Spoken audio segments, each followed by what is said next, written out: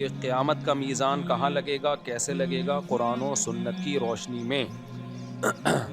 دیکھو برزخ کی جو باتیں ہیں نا، یا قیامت کی جو باتیں ہیں، چونکہ وہ یہ دنیا نہیں ہوگی تو اس کی پوری کیفیت ہمیں نہ بتائی ہے نہ ہمیں سمجھ میں آ سکتی ہے، اس لیے اس کی پوری کیفیت کو جاننے کی کوشش کرنا ایک فضول حرکت ہے۔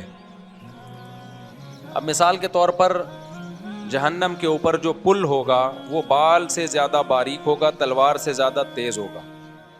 وہ پل کیا ہے؟ وہی صراط مستقیم ہے جس پر آپ دنیا میں چلے ہو۔ اللہ اسی کو ایک صورت اور شکل دے کے پل پہ قائم کر دیں گے، پل بنا دیں گے۔ تو کیا اس کی مثال دی جا سکتی ہے دنیا میں؟ ظاہر ہے نہیں دی جا سکتی۔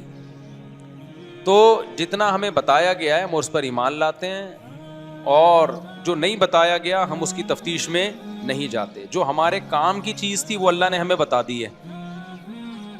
اس کی مثال ایسے ہے جیسے مشرکین نے پوچھا روح کیا چیز ہے؟ روح جو ہماری باڈی میں روح ہوتی ہے نا، جس کی وجہ سے ہم زندہ ہوتے ہیں، تو اللہ نے فرمایا قل الروح من امر ربی، اللہ کا ایک حکم ہے۔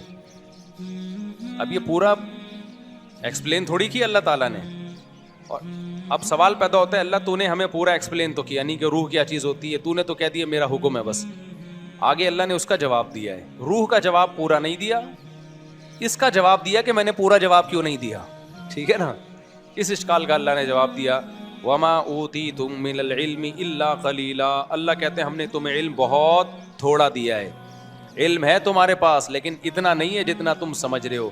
تو جتنی تمہاری کیپیسٹی ہے دماغ کی، اس کیپیسٹی کے حساب سے اتنا جواب کافی ہے کہ روح اللہ کا ایک حکم ہے۔ جب وہ باڈی میں ہوتا ہے تو ہم زندہ ہوتے ہیں، باڈی سے نکلتا ہے تو ہم مر جاتے ہیں۔ اور عجیب بات ہے میڈیکل سائنس نے اتنی ترقی کر لی، اب تک وہ بھی روح کو یعنی زندگی اور حیات کو ایکسپلین نہیں کر سکی ہے۔ پتہ ہے آپ کو یہ بات؟ میڈیکل سائنس کا علم جو ہمارے پاس ہے، ڈاکٹروں کے پاس ہے، وہ بھی بہت تھوڑا ہے، اتنا تھوڑا ہے۔ یہ جو جینز کا علم ہے نا، جین جس میں ڈاکٹر گھسے ہوئے اندر، ایک جینیٹک سائنس کے ڈاکٹر نے مجھے بتایا آسٹریلیا میں کہ اس میں 2% کا تو ہمیں پتا چلا ہے، وہ بھی 100% نہیں، 98% کا تو کخ بھی پتا نہیں ہے۔ نہیں آئی میرا خیال ہے بات؟ جو ہم جب آدمی کے سیل کو توڑتے چلے جاتے ہیں نا، تو ہماری جو بنیادی اکائی ہے باڈی کی وہ سیل کہلاتی ہے نا، جس اینٹوں سے ہماری باڈی بنتی ہے۔ اس سیل میں ایک نیوکلیس ہوتا ہے، مرکزہ ہوتا ہے، جیسے انڈے میں نا، انڈا بھی سب سے بڑا سیل ہے، ایک سائٹوپلازم ہے، اس کے اندر زردی ہے جو نیوکلیس ہے۔ تو ایسے ہی ہماری باڈی کو بھی آپ توڑتے چلے جائیں گے تو ایک اکائی آئے گی، ایک یونٹ آئے گی جس کو سیل کہا جاتا ہے۔ پھر اس کو بھی آپ توڑیں گے تو نیوکلیس کے اندر بہت زیادہ فنٹر نہ بنے۔ تو ابھی تک زندگی ہی کو ایکسپلین نہیں کیا جا سکا یہ زندگی کیا چیز ہوتی ہے۔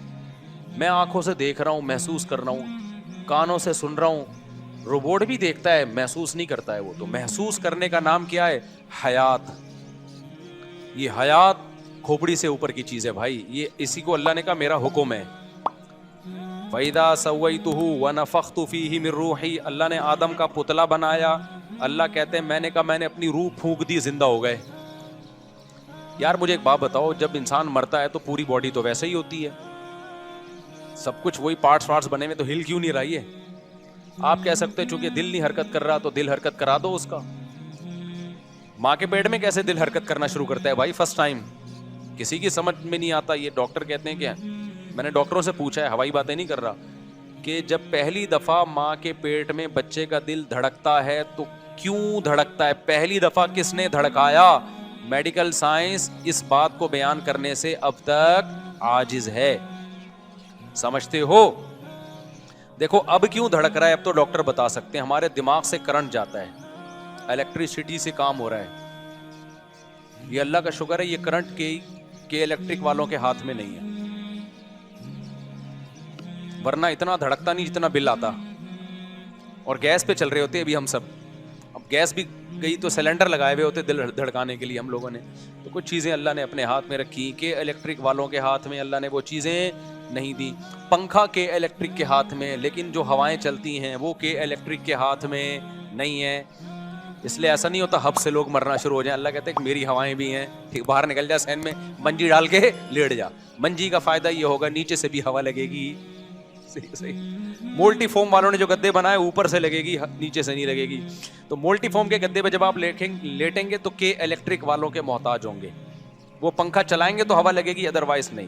لیکن اگر آپ منجی پہ لیٹیں, چارپائیوں پہ لیٹیں, تو بھائی اس میں سے آٹومیٹیکلی جب ہوا چلے گی تو چاروں طرف سے آپ کو ہوا لگے گی. اس لیے اپنے آپ کو بہت زیادہ ان چیزوں کا محتاج نہ بناؤ, قدرتی ماحول میں رہنے کی عادت ڈالو. سمجھتے ہو کہ نہیں سمجھتے ہو؟ میں سعودی عرب میں 2 مہینے رہا, ایئر کنڈیشن ہی میں رہتے ہیں, میرا دماغ خراب ہو گیا وہاں پہ,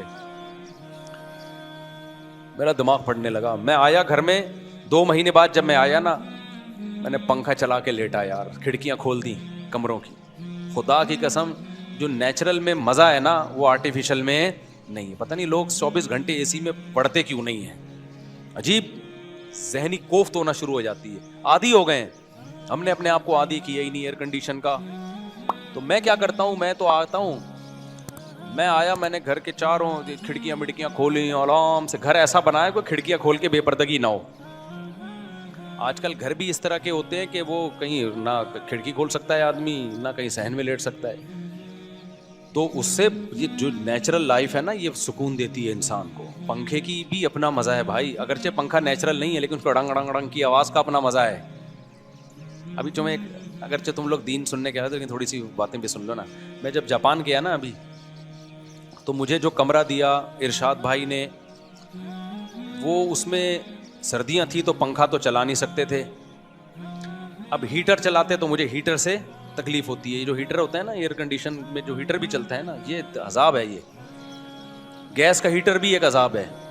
لکڑیوں کی آگ بھی ہم نے تاپی ہے, اس میں وہ ٹینشن نہیں ہوتی جو گیس کے ہیٹر میں ہوتی ہے. پتہ ہے آپ کو, لکڑیوں کی آگ جلا دو نا کمرے میں, اس سے جو ہیٹ ملتی ہے اس سے آدمی اسٹریس ڈپریشن میں نہیں جاتا. یہ جو گیس کا ہیٹر ہے نا یہ عجیب سی چیز ہے یہ. تو میں نے کہا بھائی ہیٹر نہیں چلاؤ, نہ اے سی والا ہیٹر چلاؤ اور نہ گیس والا. اب سردی بہت ہے تو ڈبل رضائی لے لیں گے ہم, کوئی بات نہیں. اب جب ڈبل رضائی لے رہے ہیں تو اب پنکھے بھی نہیں چل رہے, ہیٹر بھی نہیں چل رہا, کچھ بھی نہیں, تو آواز, اب کوئی ذرا سا ٹھک ہو آواز آتی ہے. ساتھ میں ان کے بچے تو بات چیت کریں گے, شور شرابہ کریں گے, نیند ہی نہیں آ رہی. تو میں نے کیا کیا, میں نے کہا مجھے تو پنکھا چلانا ہے. پنکھا تھا ہی نہیں, سوری, جاپان میں سرد علاقوں میں تھوڑی پنکھے. تو میں نے کیا کیا, میں نے کہا یار یوٹیوب ہر بیماری کا علاج ہے, مجھے چاہیے پنکھے کی کڑنگ کڑنگ آواز. ہم تو عادی ہیں اس کے کڑنگ کڑنگ آواز سے, گڑنگ گڑنگ. پنکھا جتنا بیکار ہوگا نا اتنا اچھی لوری سناتا ہے. پنکھا جتنا خراب ہوگا نا, کڑنگ گڑنگ گڑنگ گڑنگ ایک فریکوینسی کے ساتھ وہ گڑنگ گڑنگ کرتا ہے, اس کا اپنا مزہ ہے یار. بچپن یاد آتا ہے, بچپن یاد آتا ہے. پہلے بڑے آڑے ترچے پنکھے ہوا کرتے تھے نا, گڑنگ گڑنگ گڑنگ گھوم رہے ہوتے تھے, لگتا تھا یہ ہم پہ گر جائے گا. اور ایک دفعہ میں نے پنکھا گرتا ہوا بھی دیکھا ہے. پنکھا ایسے کھڑا ہوا تھا, گڑنگ گڑنگ گڑنگ گھومنے کا بھی گرے گا, وہ گر گیا تھوڑی دیر میں. خیر بچ گئے ہم. تو میں نے کیا کیا, یوٹیوب پہ لکھا فین وائس فار سلیپنگ, تو یوٹیوب پہ آ گئی پنکھے کی آواز. میں نے لگایا زور سے, گہری. اب شور شرابہ اور مجھے تھوڑی دیر یہ تصور ہوتا ہے کہ یہ یوٹیوب پہ اوریجنل نہیں ہے, لیکن 5 سے 10 منٹ کے بعد نا آپ کو لگے گا واقعی پنکھا چل رہا ہے. تو اب وہ شور بھی کر رہے ہیں, باتیں بھی کر رہے ہیں, میری صحت, میں سمجھ رہا ہوں پنکھا چل رہا ہے.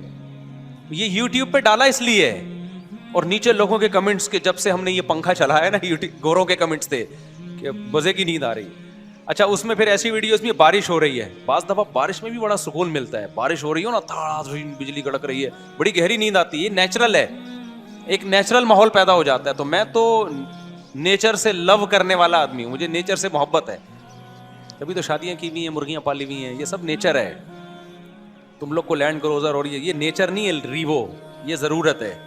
نیچر یہ ہے کہ بکری کا دودھ, مرغیاں, بیگم, بچے, پنکھے, گڑنگ گڑنگ. گڑنگ بھی نیچر نہیں ہے لیکن پرانا زمانہ تو یاد آتا ہے نا, صحیح ہے نا. ایئر کنڈیشن نیچر نہیں ہے, کمبل نیچر نہیں ہے, رضائی صدیوں سے انسان, میں کمبل میں نہیں سوتا کبھی.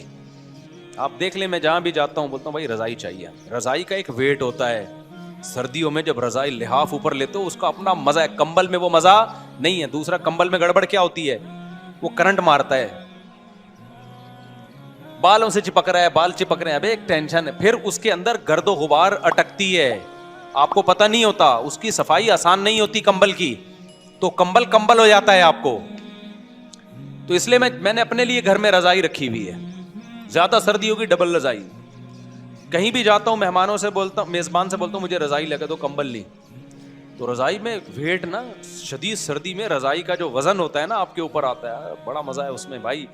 تو وہ کیا ہم نے یوٹیوب پہ پنکھا لگا لیا, کڑنگ کڑنگ آواز آ رہی ہے, بڑے مزے سے میں پنکھا لگا کے سو گیا. اب جب وہ صبح مجھے اٹھانے کے لیے آئے تو کیا نہیں یہ موبائل میں کیا شور ہو رہا ہے مفتی صاحب, کیا کہ پوری رات آپ موبائل دیکھتے رہے ہو, سوئے نہیں. میں نے کہا نہیں, میں پنکھا چلا کے سویا ہوں, میں پنکھا چلا کے سویا ہوں. پھر کیا ہوا کہ اب وہ بچے شور کر رہے ہیں, میں کہتا ہوں کرتے رہو شور, مجھے پرواہ نہیں ہے, میں پنکھا چلا رہا ہوں بہت تیز. جب زیادہ شور ہوتا تھا تو پنکھے کی آواز کیا کر دیتا تھا, بڑھا دیتا.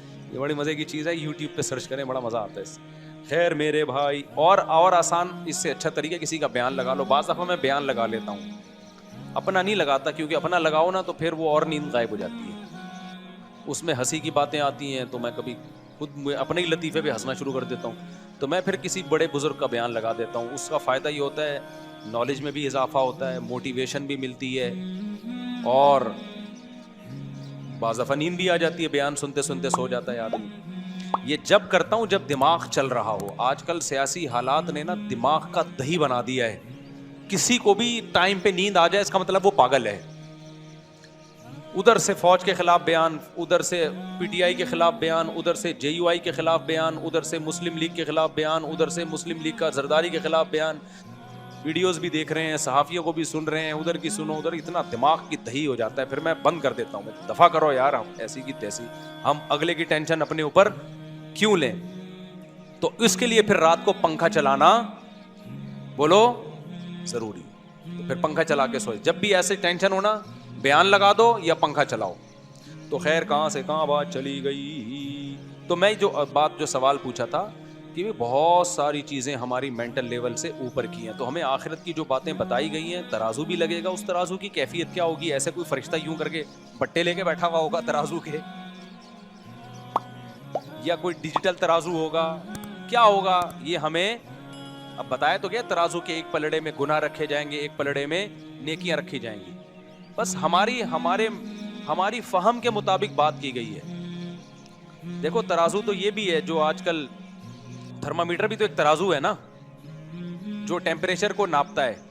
اب 1400 سال پہلے کسی کو بتایا جائے کہ ایک ترازو ایجاد ہوگا 1400 سال کے بعد جو بخار کو ناپے گا کہ کتنا ہے, تو کسی کی سمجھ میں آتی ہے یہ بات کہ بخار کے ایک پلڑے میں لا کے رکھیں گے؟ نہیں بھائی, ایک جو پارا ہے نا, پارا وہ زبان کے نیچے رکھا جائے گا, وہ بتا دے گا. تو اعمال کیسے تولے جائیں گے اس کی حقیقت اللہ جانتا ہے. تو اللہ نے ہمیں جو جتنا بتا دیا ہم اس پر ایمان رکھتے ہیں. پوری کیفیات نہ ہمیں معلوم ہے, نہ ہمیں ان چیزوں میں پڑھنے کی ضرورت. جو چیز ہماری پریکٹیکل لائف سے جس کا تعلق تھا اتنا اللہ نے ہمیں بتا دیا, اور آگے ہم جانے کی کوشش کریں گے تو اللہ نے کہا وما اوتیتم من العلم الا قلیلا, تمہیں اللہ نے نالج بہت کم دی ہے. نالج کا مطلب کیپیسٹی تمہاری نالج کی بہت کم ہے, اس سے آگے بڑھنے کی کوشش مت کرو. یہی اللہ کے بارے میں بھی, اللہ عرش پر ہے, علم اور قدرت کے لحاظ سے ہر جگہ ہے. کیسے ہے بھائی ہمیں نہیں پتا, اس میں ہم جا نہیں سکتے آگے.